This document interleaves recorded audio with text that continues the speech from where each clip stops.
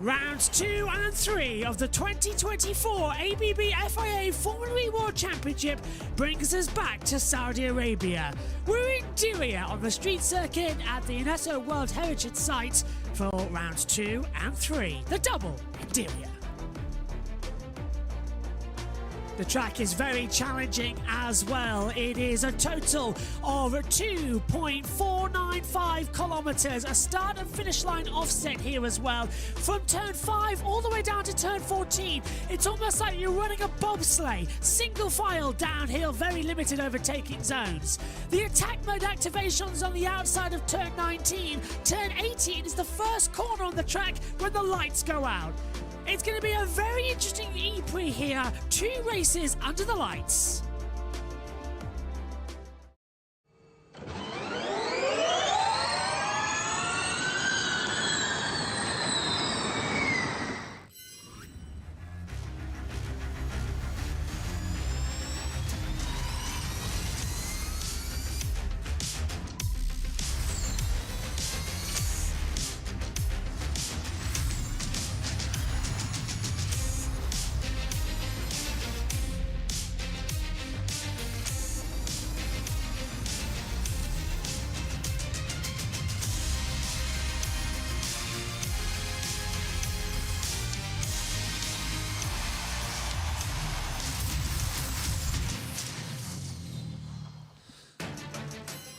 Round 3 of the ABB FIA Formula E World Championship gets underway.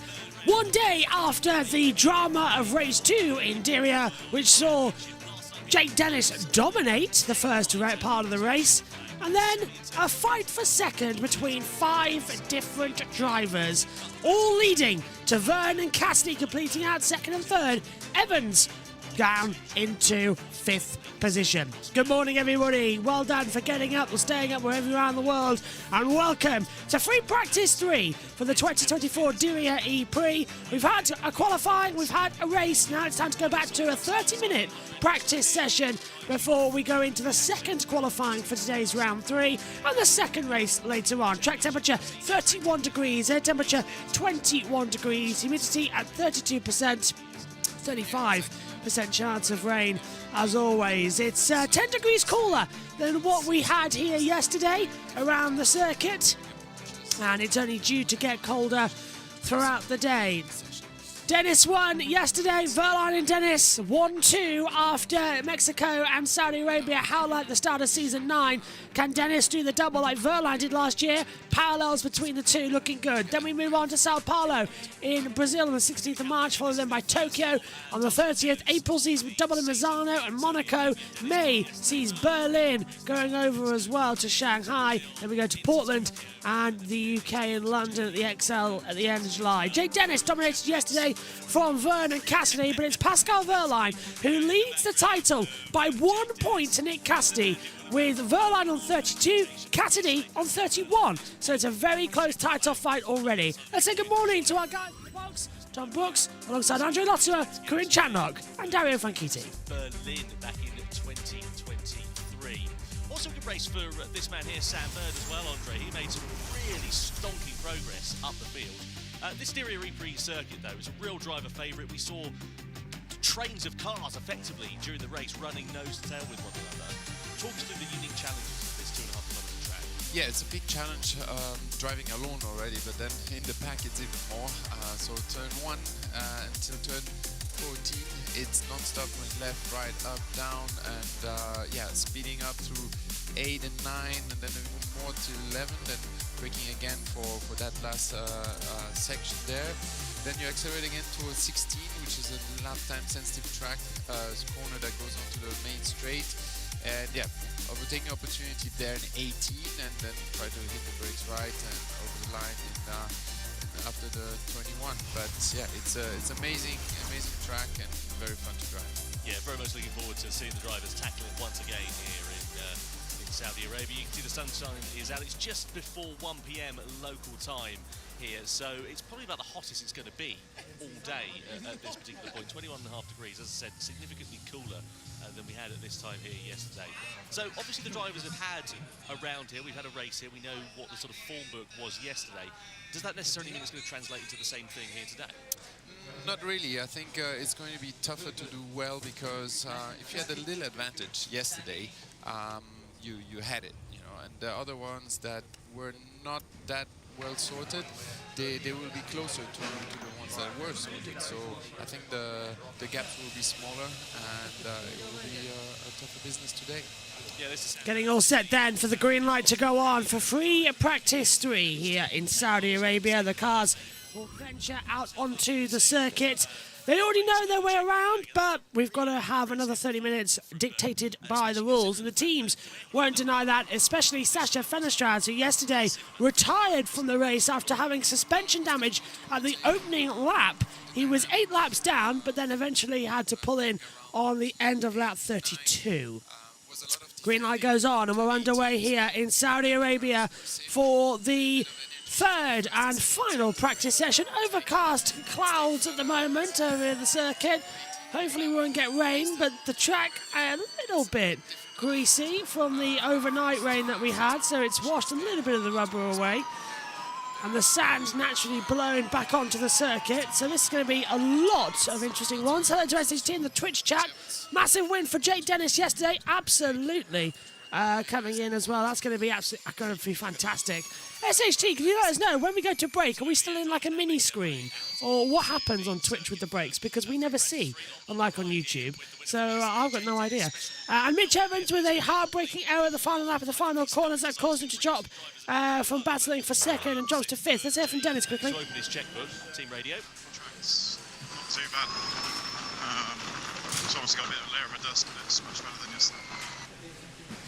Track's much better than yesterday then. It's exactly what we wanted to hear. It's exactly what we knew we were going to hear as well, with it improving out of the circuit. As we'll just get more and more, get faster and faster as we go on.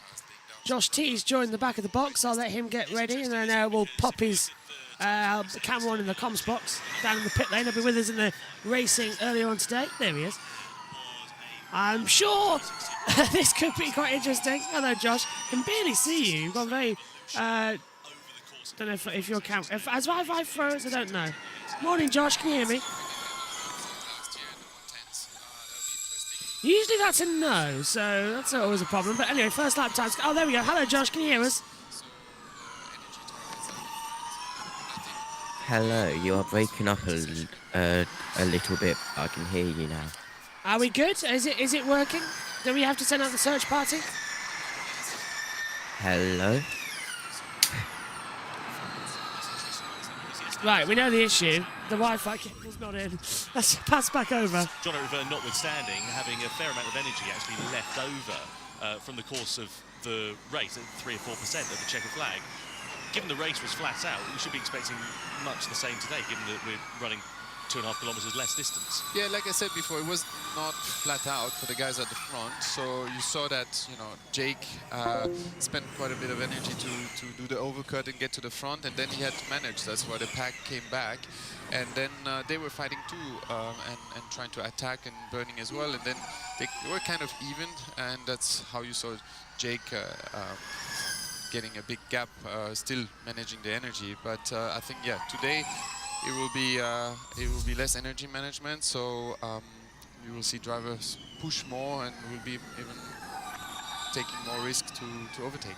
Drivers now just clearing the circuit, as Jake Dennis said on Team Radio a few moments ago, a bit of a layer of dust on the circuit overnight to be expected here in Saudi Arabia. This is Robin Freitz. Envision having a really tricky weekend at the office. Considering the factory Jaguar team were fighting for the podium with Cassidy and Evans, we saw Freitz finishing in 10th place, Sebastian Buemi down there though in 12th place, outside of the points. Considering though that he was on the podium just a fortnight ago, that's an incredible change in fortunes. Yeah, it would be interesting to understand what happened there, because there's no real reason for it. They have two really good drivers, so maybe they got a little bit wrong in quali with how to use the tires. Then you know, you don't need much in FE to go wrong to compromise the weekend. So let's see if they can turn it around today. Of course, they have good data from the Jags, so it will be interesting. So this is down into 18 and 19, where we saw Mitch Evans running a bit wide on a few occasions. We saw Nick Cassidy losing his front wing and a fair bit of drama at the start of the race. It's also where attack mode is activated. So for those who are new to Formula E, talk us.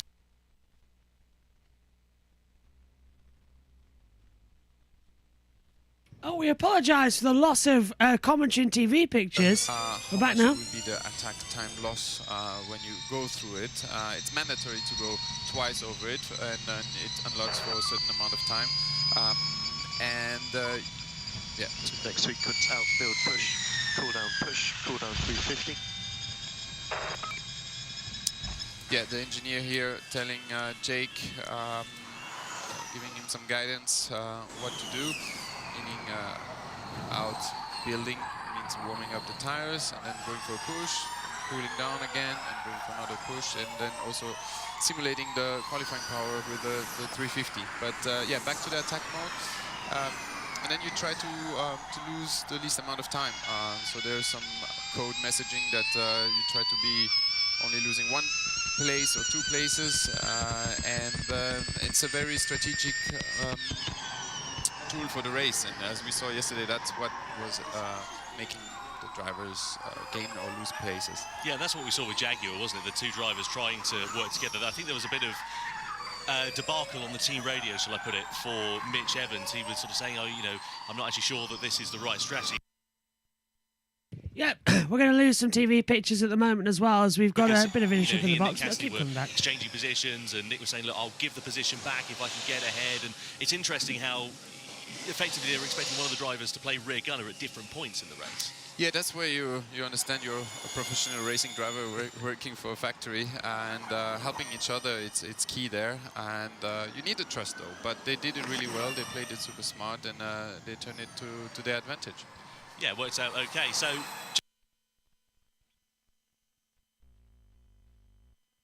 the two Nissans leading the way, 112.5s for them. Team radio for Roland here. P1 for the moment, main loss is...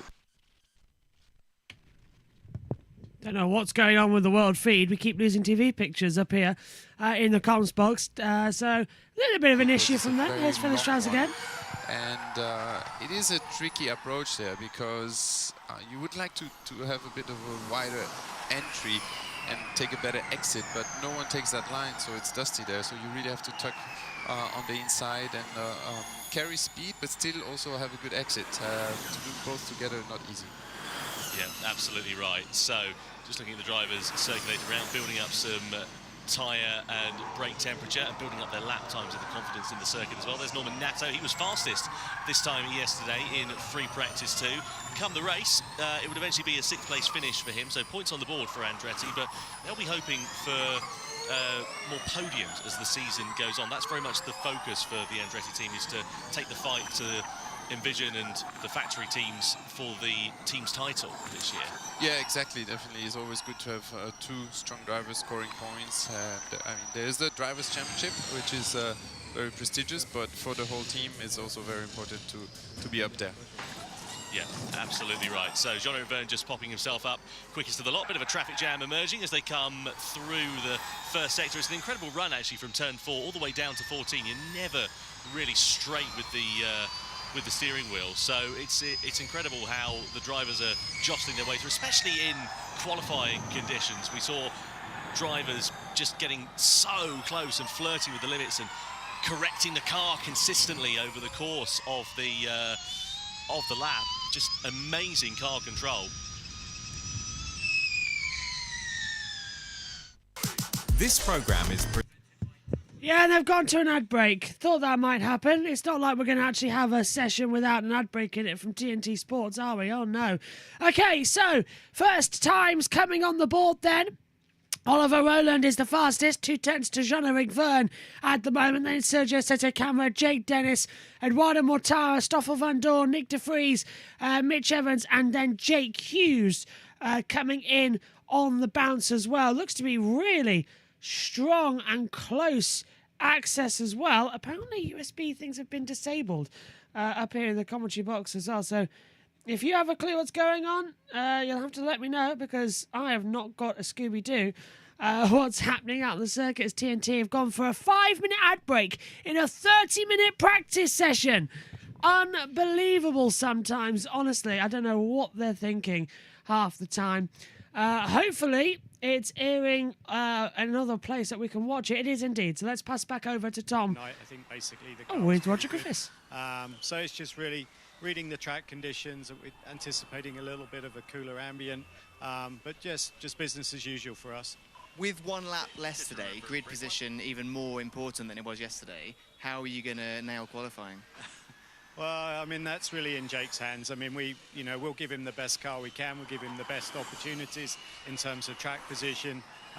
Obviously, focus is getting through the group stages and into the duels. Once we're in the duels, as you know, we start no worse than 8.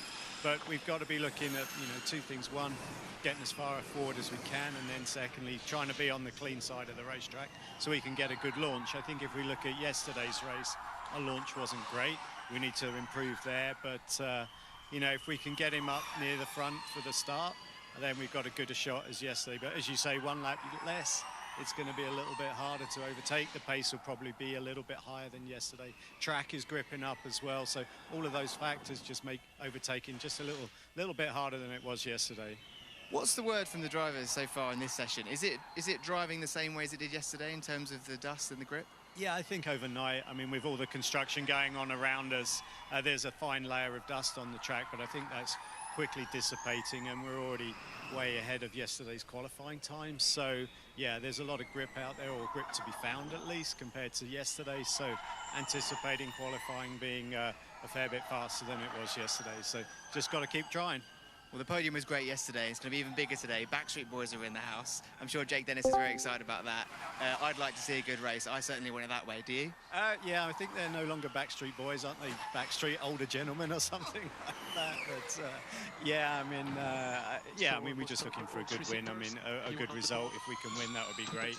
The unfortunate thing about winning the first race of a doubleheader is you only get to celebrate for a few hours, and then you're on to the next one. So it'd be nice if we can have a strong result this afternoon, this evening, and then enjoy that for a little bit longer all the way to Sao Paulo.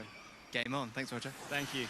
Well, thanks, Saunders. Thanks to Roger Griffiths as well. As you said, Backstreet Boys are in the house here tonight. We had One Republic last night as well. It's been a great weekend of entertainment here, both on and off the circuit in Saudi Arabia.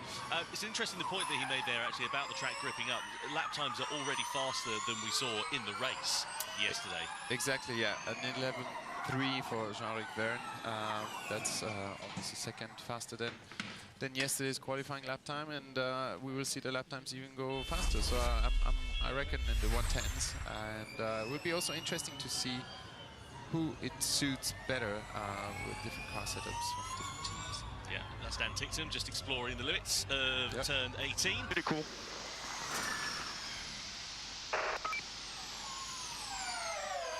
Good to hear the team radio there, Fred and Mortara, expressing some positivity about the balance of the car. I think it can't be overstated just how important it is to have confidence in the machine that's underneath you. Yeah, definitely. I mean, one thing is the mechanical setup of the car, but the other thing is the software, because of the electric motors. You're braking with on your brake pole, and there's a request, of course, in negative. Right, the good news is that the world feed has finally stopped messing around with our equipment, and me and Josh T are back in business. Hello, Josh, how are you? Hello. Are we good now? You're very quiet. Hell, That's better. that might have been my fault. Yeah, it might be a good idea if I turn my mic volume up to what it should be. I had it at the lowest as it could be. Yeah, well done. Anyway, Morning. which might be a thing why you couldn't hear me earlier on, but we are back in business. Vern currently out front with set a camera. And we've got And Dennis Frines. currently on a lap. Robin Frines gone Yep, fastest. Frines just gone to top. What is it, 110.867, which is the fastest lap of the weekend so far. And Dennis 8,000ths off the pace of him at the moment. That's impressive. But yesterday's fastest time was a 1:11.399 set by Jake Dennis in the race. of all things, not even in qualifying, it was in the race. Today already in practice we've gone faster. Friends is a 1:10.867. Dennis in second. They're at full power lap times at 350 kilowatts, so we're going to expect that time to improve coming into qualifying. Last year in race 2, you can see the pole time down there. We've kept it on because it's a bit more relevant for today than yesterday's pole time, because nobody got anywhere near it. The track was not in a great shape, so this is more relevant for today. Last year's pole time, a 1:08. That's what we're targeting in today's run. Is that a possibility to think, Josh, as well, if we get later on as the track continues to improve? Yeah, I definitely think so, but I've just noticed that the top two separated by 8 thousandths of a second. Friends a 1:10.867, Dennis a 1:10.875, and Oliver Rowland just goes up into third. We're seeing the end of his lap now, passing traffic around the final corner. Got held up as well by, I think, Robin Friends I think it was in the division, yeah. So yeah, it was Friends got held up by as well, coming to that first part of the corner. There's Dorian Bossadron as well, the team director at Nissan, watching on in the garage. Reminder that today is our bumper coverage. So we've got Formula E and then the Rolex 24 Hours at Daytona.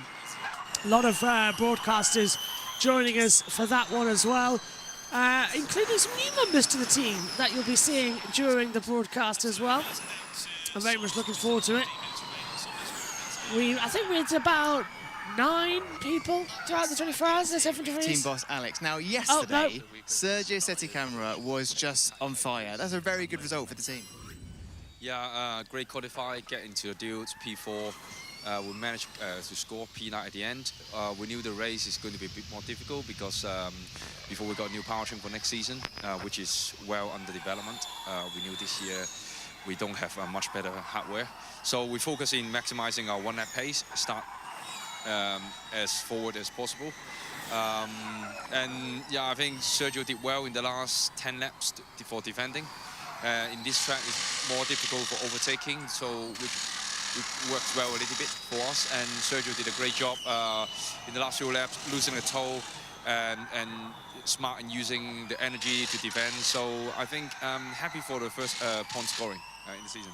Surely today, things are even more in your favour, because if Dan or Sergio can put in a great lap in qualifying, with the 1 lap less, there's less requirement for extreme energy management. You know, we saw drivers finishing with 2-3% left in the charge at the end of the race yesterday. That means that maybe positions are easier to hold?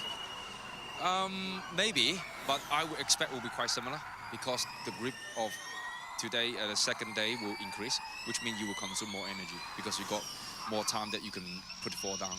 So I expect that may equalize a little bit, and it will be quite similar. Well, we're looking forward to seeing what the team can do. Thanks, Alex. Thank you. Thanks, Alex. Thank you. So down there at the bottom of the pits was Saunders as we ride on board. Bird in the pit lane, the only driver in there. Everyone else is coming out onto the track. Nato, Hughes and Cassidy are on out laps. Everybody else on their push laps with 12 minutes to go. Here is Sam coming in. Going to scrub over a new set of tyres, I think. Yep. Just get it all ready and set up. And it's Jake Hughes actually in the pits. No, that's wrong. It's Sam Bird. Hughes isn't in the pit lane. Hughes is out on the track. They've got the graphics wrong. I can see Hughes right now. He's at turn 17. Yesterday, the broadcast was so smooth. I was really impressed with the world feed. I thought, finally, they let Mexico go. But now, I'm noticing numerous errors, like throwing down to Saunders when there's a team radio. Oh, and it's the world feed producing both. It's like, get your act together. And there's just small little bits that's niggling with me, Josh. And you know what I'm like with broadcasting, is I get very pickety with them. Yes. And while we were down with that interview with Saunders in the pits, Sebastian Buemi went top with a 1:10.849, which means the top 3 separated by 26 thousandths of a second. Insane. Absolutely insane what's happening right now. We've had lap times come through as well. Everybody's done a fast lap by Cassidy. He's done a 1:13 as well. DeGrassi and Jaruvula with a 1:12.1 and 1:12.2. So they've got still some time to find. Roger Griffiths watches on at Andretti, winners yesterday. So we see Dennis jump up into 3rd position, as you said. Seti Kamara is in 4th position. French just P5. Verline into the pit. Seti Kamara is on a fast lap time. Jaruvula goes 4th. And Van and as well. Yeah, I think I saw a freeze flash, but if it's flashing on the timing screen in a purple, it means it's the fastest go around. Just to let you know what's happening with the live timing up here in the box. What a lap from Gunther. Wow! 110.493. Gunther fastest overall with the fastest sector 2 and 3. Tictum has sector 1. Cassidy jumps up. Now that's a big surprise from Cassidy. 2nd in the championship, a point down to Verline. 32 for Verline, 31 for Cassidy. Now the track improving constantly. The cooler conditions will help the tyres as well, not overheat. And there's still a little bit of sand down the track, but it's just starting to come together. Out on the track as we see Seti Kamara, who is on a push lap, only fast sector 2. Van Dorn goes 3rd. Good times. Yep, absolutely. Track temperature is 32 degrees Celsius. Air temperature 22 degrees Celsius, so the track temperature 10 degrees warmer than the air, which is expected. Just saw a little flash on the timing screen. Yeah, I couldn't see who it was as Hughes and Muller setting some more improved lap times. As we see across the line comes Dan Tictum, who yesterday in the race was, well, in qualifying, 6/10 off his teammate as well. And then in the race, he ended up about 45 seconds back from everybody else. And that was off his own teammate. In the race itself, he was a minute behind Dennis. And then to everybody else, because obviously 30 seconds ahead, it was 48 seconds back to Vern. Yep, it was Hughes going 7th. Ah, so that's the other McLaren was Bird down in 16th. Yes. Oh, Vern radio? Vern? It's so cool. Hughes cooling, pushing T18. Let's try to keep the position. Keep the position on Hughes. So we spin from the Yeah, that's what I was... Push 350 FP1 mode. That's a live radio message, by the way, so that means that they were talking to him going down the bobsleigh section, which I don't think is the best thing to do because it's one of the trickiest segments of corners in Formula E to get right as he tucks back in to turn 17 and hits the accelerator down towards the braking zone for 18, 19 and 20 where the attack mode activation zone is as well.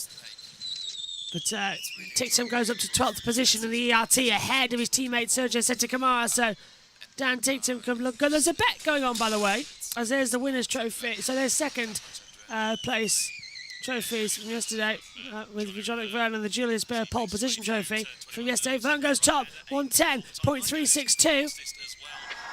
As we see Jake Dennis winning yesterday, sliding it around the bobsleigh section at turns 13, 14, 15, almost taking the paperwork off from the advertising boards. Yeah, we saw yesterday as well. In the wrap-up show, the debrief on the Formula E YouTube channel, Alexa and Saunders were chatting with Katie Fairman and several of the drivers as well. There's actually now a bet going on that if Dan Tictum and Sergio Seti Kamara finish 1-2 in the pre later on, that Saunders would dye his hair bleach blonde like Sam Bird has. So there's a little bit of a bet going on. As Dennis sliding, coming into the last sector, nearly takes off the front wheel, coming through turn 20. Into 21, flicks the car in. Dennis improves from 8th to 3rd with a 110.588. Still Vern, though, the fastest by a 10th to Gunther and 2 tenths to Dennis. Saunders, I think, is down the pits. Also not having particularly brilliant races, and indeed in terms of qualifying as well.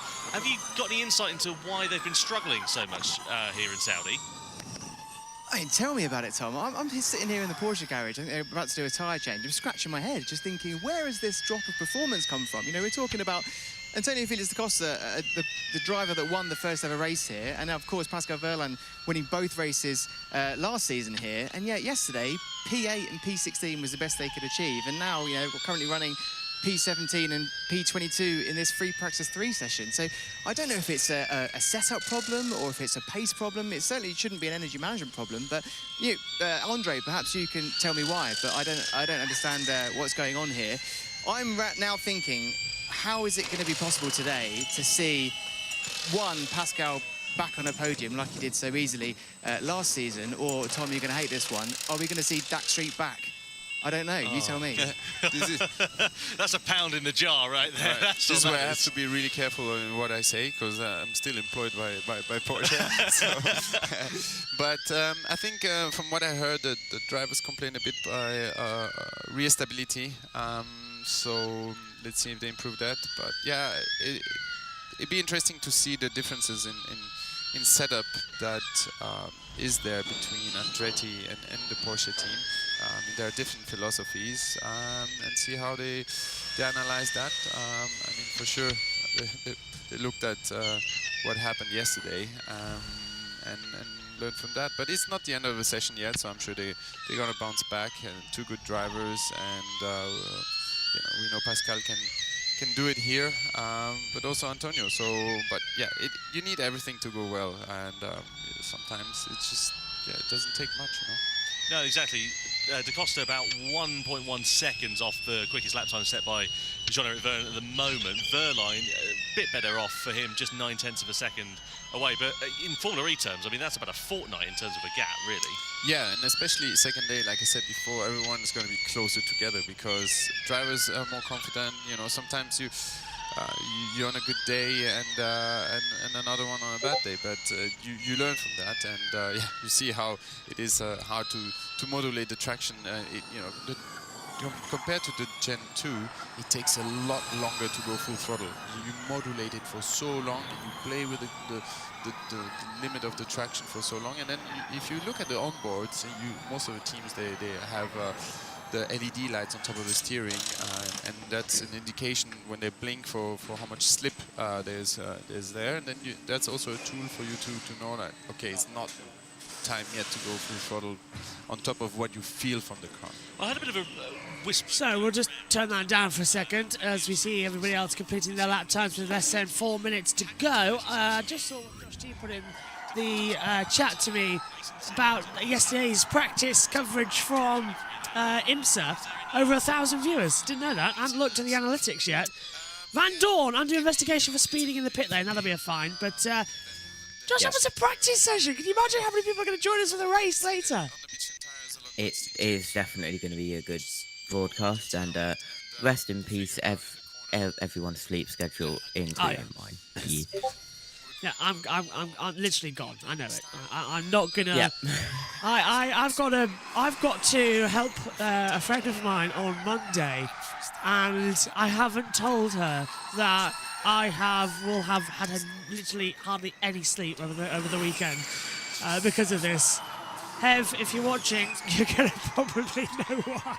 Over the weekend, I look a bit ghostly behind the eyes. At least you don't have to do a 10-kilometre walk in the middle of it, Josh. Yeah, I don't know why you're going to do that. You're at Stonehenge, aren't you? Yeah. Ah, very good. I like Stonehenge.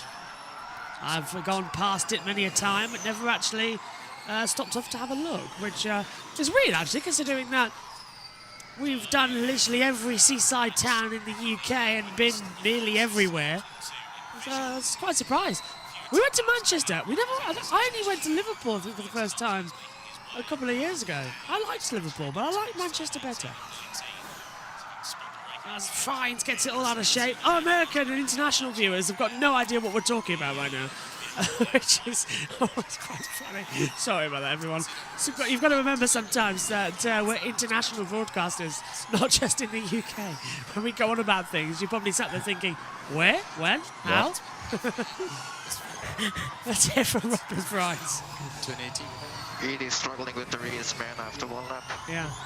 So for Fries feeling just a little bit off it, but he'll get better. He'll get exactly what he needs soon as Sylvain Philippe, the team principal, watches on. Just keeping his eyes focused. It's nice to have motorsport back, actually, isn't it? Just go on. Your point.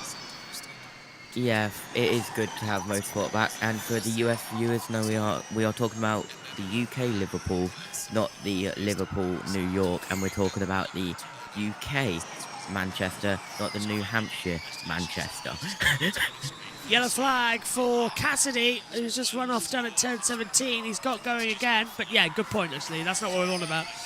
Actually, speaking of Liverpool, Jurgen Klopp gone. He's leaving, isn't he? That's a big shot. Yeah, that was a massive shot. Ah, it's not Cassidy, it's Frines. Oh, nearly. Oh, hang on, that's a replay from when we were on board with him. Yeah, that was close. He tried to correct it.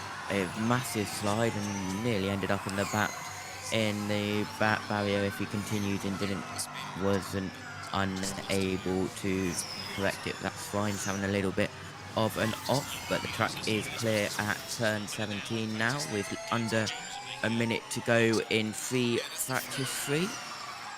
Qualifying coming your way at 12 p.m. GMT, so that's in 90 minutes time. You can join us for all the action for qualifying. Gets underway officially at 20 past the hour, so we're going to have a 20-minute build-up to qualifying with the world feed talking us through some interviews and everything, and then we'll get ready for the session to go green. Then the race coverage underway, 4:30 GMT, lights out at 5. And then we're off air quite quickly.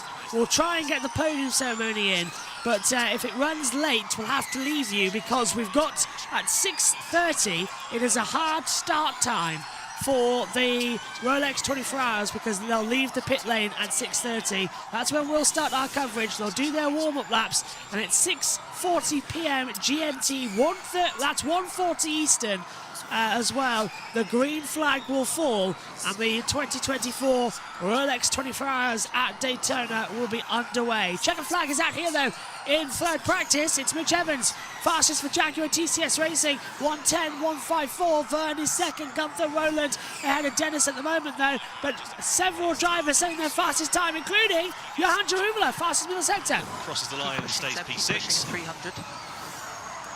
Buemi's pushing at 300, so they're doing another practice start. Yellow flag's out. Nothing there on the radio. He says he'll try and do what I'm doing, but yeah, there goes the flag.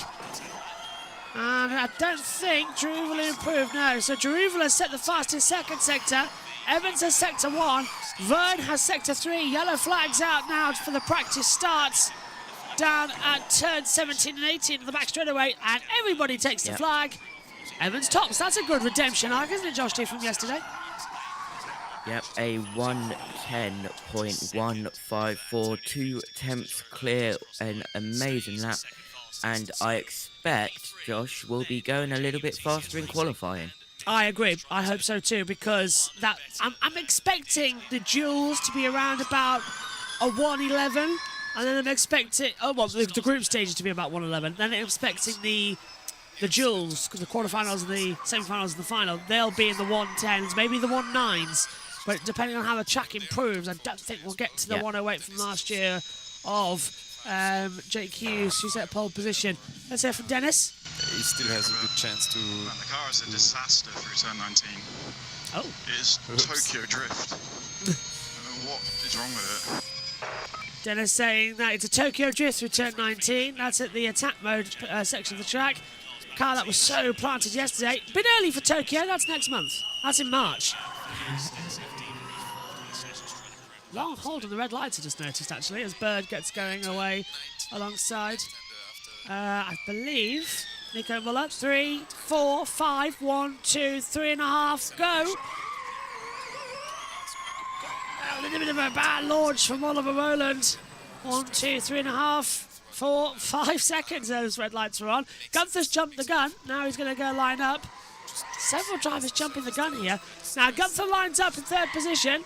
Ready for the start procedure. 3, 4, 5 lights on. Release the paddle. The car jumps forward. You slowly push down the electric paddle of the accelerator and you control the wheel spin into turn 1. Nice where the practice starts out because you can dive straight into the pit lane. 3, 4, 5, 1, 2, 3.5, lights out. Oh, hello. The second Andretti didn't get going there. Vern lines up. Good practice starts here, Josh. Getting rubber down the track, which is crucial for later. Yeah, absolutely. For later on for the race start. Dennis just getting ready. 5 lights lights out. Dennis gets a good start. One of the cars didn't get going on that practice start, and of course, as you were saying a little bit moments ago, Josh, there is quite a large gap now because Hyderabad has been cancelled, so Yeah. our next race is in Sao Paulo on the 16th of March after today. New start lights, as you noticed, back in Mexico. There we are again. You see them go out. Don't know if they're going to be the same for Formula One, though. We will double check. Here's the results then from practice 3 here in Diriyah. Mitch Evans is the fastest, 1:10.154. John McVern is second. For Maximilian Gunther third. Oliver Rowland's fourth. Jake Dennis is fifth. Stoffel Van Dorn sixth. Nick Cassidy seventh. Sasha Fennerstraat is eighth. Sebastian Buemi ninth. And Robin Friends rounds out the top 10. They're separated by 6/10 of a second. But Evans bouncing back from yesterday's mistake at the last lap to do 2/10 faster than Jean-Eric Verne. We'll have to see what that brings later on in qualifying. Jake Hughes is 11th, Roman Nato 12th, Johan Jarubelos 13th, Pascal Verlaine is 14th, Eduardo Mortar 15th, Victor Fries 16th, Dan Tinctum 17th, Sergio Seta Camara is 18th, Lucas de Grassi 19th, Sam Bird 20th, Nico Muller 21st, and Antonio Felix da Costa in 22nd position on a 1:11.474. The entire field separated by 1.3 seconds, 18 drivers separated by 0.999 of a second as well, so exactly a second across the top 18 as well. Not a bad section as they come through. Josh T, what are you expecting going into quali? Close or bit spread out? I'm hoping for close action like we have just had in the practice session regarding times. We may get an incident or two. I didn't watch qualifying yesterday. Did we get any incidents in qualifying? No, yeah, it was a clean quality. Very clean. They grouped up a lot in Group B. Like, in the last lap, they were all together. So, yeah, that needs to improve. Yeah, and going through the bobsleigh section, that's not the best thing to be doing, because if one makes a mistake, then it can all go wrong from there. But, yep, getting ready, and well, because Tokyo is at the end of March, it is 2 months until we can Tokyo drift round the streets of Tokyo. Sleep schedules then will be really, really destroyed as they come into it as well. But everyone is watching forward as John O'Byrne comes through. Yes, I've just had a look at the schedule. It's not good, is it? It's F1, F2, F3 Australia, the Thermal Club, Portugal, and Kota NASCAR, which I don't know. It's probably USRN. I don't know. I've not had a look. Is Tokyo on the same time as Australia? No, it's it's the week after. Oh, right. But so 1 week it's Australia, the next week it's Tokyo for Formula E, and then it's Japan. Yeah. And then it's China later on in April. My birthday, April 21st. Yeah, that's going to be a lot more fun. I get a sprint weekend. Yay. Also, a busy day completely, because I don't think I'll leave the commentary box. Then I get Long Beach at the end of the night, which sometimes is a birthday present. Sometimes in the space of recent years, you're bored half to death watching Long Beach because nothing ever happens. Yeah. So, here's Tom with the highlights. The incident-free session, that one. Whilst we look at some highlights, let's head down to Saunders, who's in the pit lane. So, Mitch Evans, I've been telling people all morning that there are few drivers capable of a bigger bounce back than yourself after moments of frustration like you had yesterday. I think you've done the great thing today by starting that off very well. Yeah, look, it's only practice. If it was qualifying, I'd be happier, let's say, or kind of ease the pain slightly from yesterday. But yeah, it's only practice. But actually, it was a tricky session, I think, for everyone. The track condition is been really odd since we got here. Very slippery, very slick, the surface. So very hard to get the car in a sort of comfortable window. And I literally had one lap where I actually felt comfortable, and that was my fastest lap. So it just makes it concerning for the for qualifying, because you need to really nail it, and you really only get one proper shot in the group. So yeah, all looks good on paper, but there's still a lot that we need to do to make sure we advance through and qualify at the front like we did yesterday. I mean, qualifying today, even more crucial than yesterday. I can't be the only one, I can't be original in that thought, but how are you going to do what you did yesterday? Because the package is strong enough to do it, but it's like 8 pole laps in a row pretty much, isn't it, the Jules? Yeah, to get pole, yes. Thing is, today the pack would have tightened up. Everyone's getting, everyone just gets better, right? But yeah, it's tricky. There's a lot of variables that need to come together to put good laps together, and the performance. Tire windows, systems, traffic. There's so many things that can go against you or for you. So yeah. Anyway, we'll hopefully get all the correct pieces together and like yesterday and advance through. But it's going to be really tight. Well, we're looking forward to seeing the redemption story. Thanks, Mitch. Back to you, Tom. Yeah, thanks, Saunders. Thanks to Mitch Evans, the fastest man from 3 practice 3.